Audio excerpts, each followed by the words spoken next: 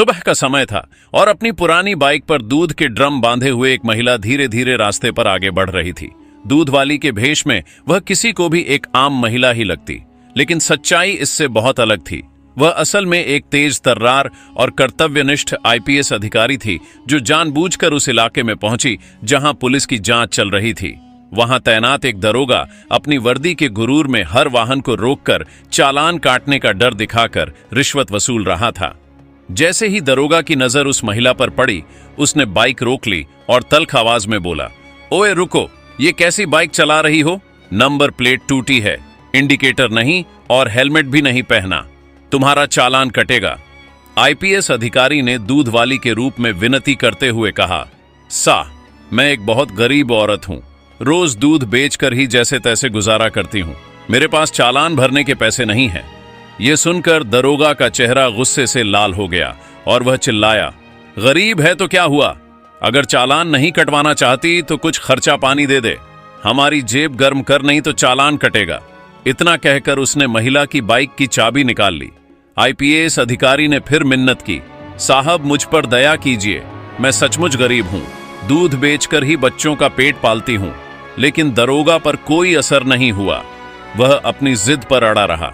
अब सवाल यह था कि आखिर एक महिला आईपीएस अधिकारी को दूध वाली का भक्ष क्यों बनाना पड़ा?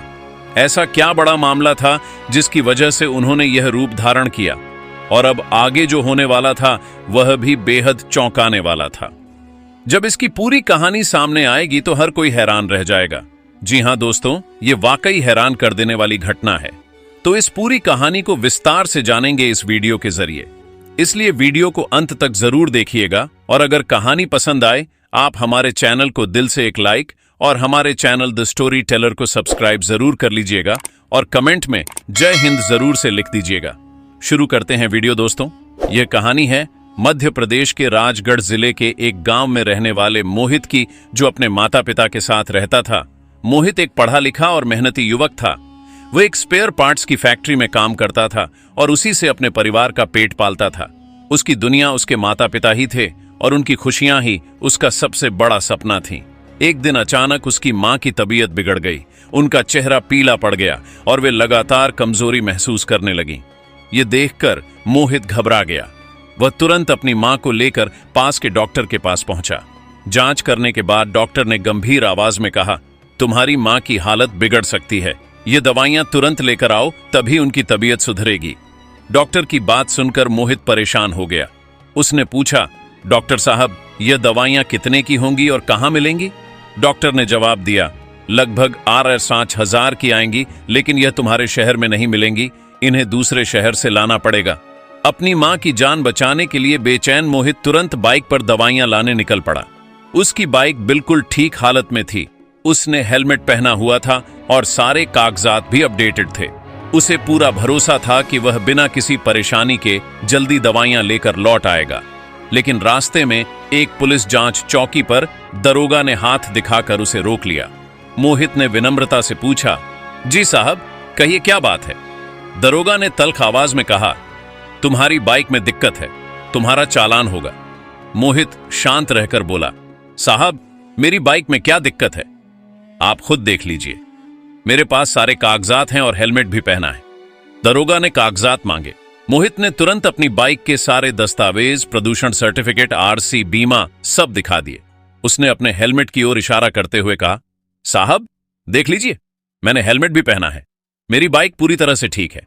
दरोगा ने सारे दस्तावेज ध्यान से देखे और पाया कि मोहित के पास सब कुछ सही है, बाइक भी अच्छी हालत में थी। दरोगा को यह समझ नहीं आ रहा था कि अब वह मोहित से किस बहाने पैसे वसूले। अचानक उसने मोहित की बाइक की नंबर प्लेट को घूरते हुए कहा, यह नंबर दूसरे शहर का है, तुम इस शहर में इसे नहीं चला सकते, यह गैर कानूनी है, तुम्हारा चालान कटेगा। मोहित, जो पढ़ा लिखा और समझदार युवक था, बिना डरे बोला, साहब आप कैसी बातें कर रहे हैं?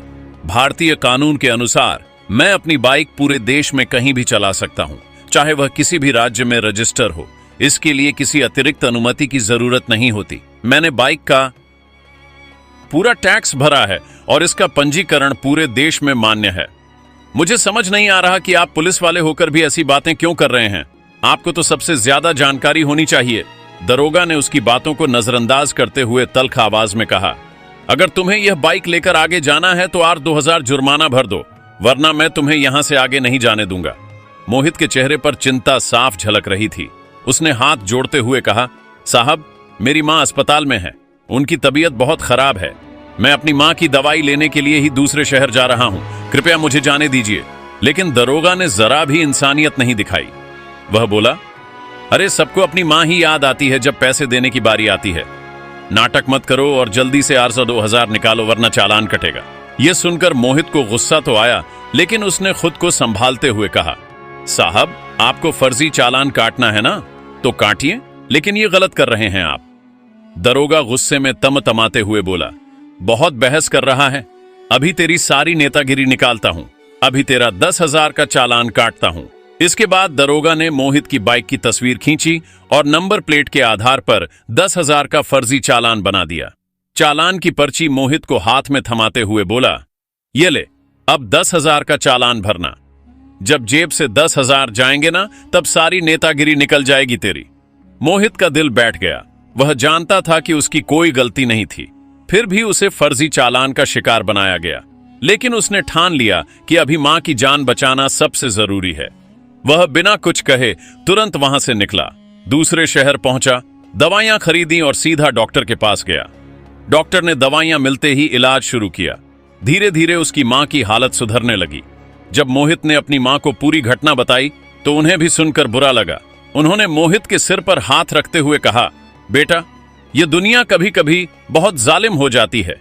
अच्छे लोगों के साथ भी अन्याय होता है, लेकिन तुम हमेशा सच का साथ देना, चाहे हालात कितने भी मुश्किल क्यों ना हो। मां की यह बात मोहित के दिल को छू गई। उसने तय किया कि इस अन्याय को वह ऐसे ही नहीं छोड़ेगा। उसके मन में सवाल गूंज रहा था, मेरे सारे दस्तावेज सही थे, बाइक और नंबर प्लेट में कोई कमी नहीं थी, हेलमेट भी पहना था, तो फिर 10,000 का चालान क्यों?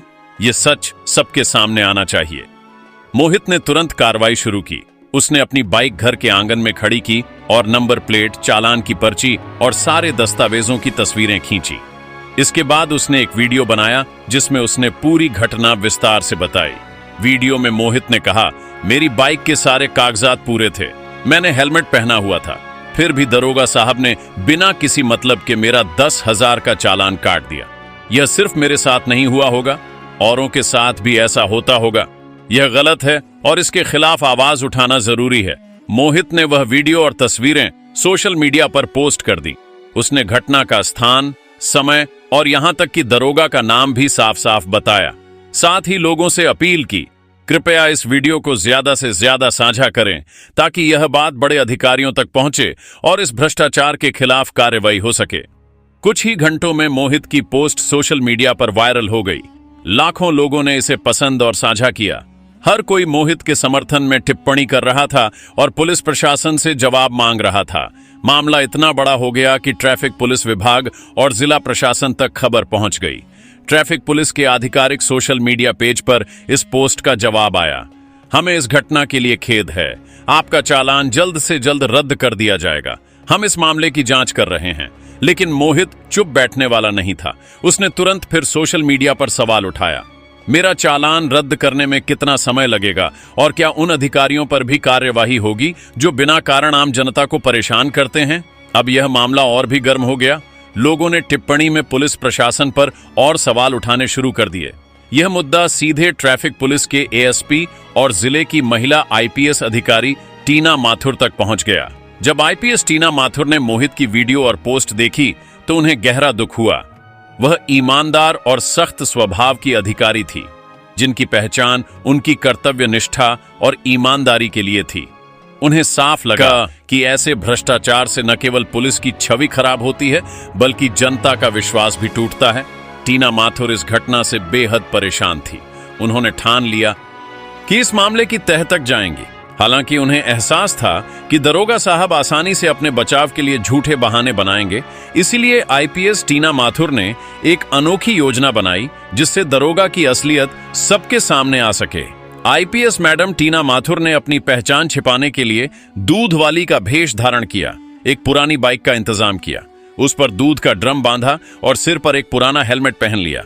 अब वे पूरी तरह से एक साधारण दूध बेचने वाली महिला लग रही थीं। इस तैयारी के साथ टीना माथुर उस नाके की ओर निकल पड़ी जहां दरोगा साहब तैनात थे। जैसे ही वे वहां पहुंची, उसी दरोगा ने उन्हें रोक लिया। दरोगा ने अपनी रोबदार आवाज में कहा, अरे तेरी बाइक तो बहुत पुरानी है, इसका चालान कटेगा। टीना माथुर ने दूध वाली के रूप में हाथ जोड़कर कहा, साहब मैं बहुत गरीब औरत हूं, रोज कमाती हूं और उसी से घर चलाती हूं, मेरा चालान मत काटिए। वैसे भी मेरी बाइक के सारे कागज पूरे हैं।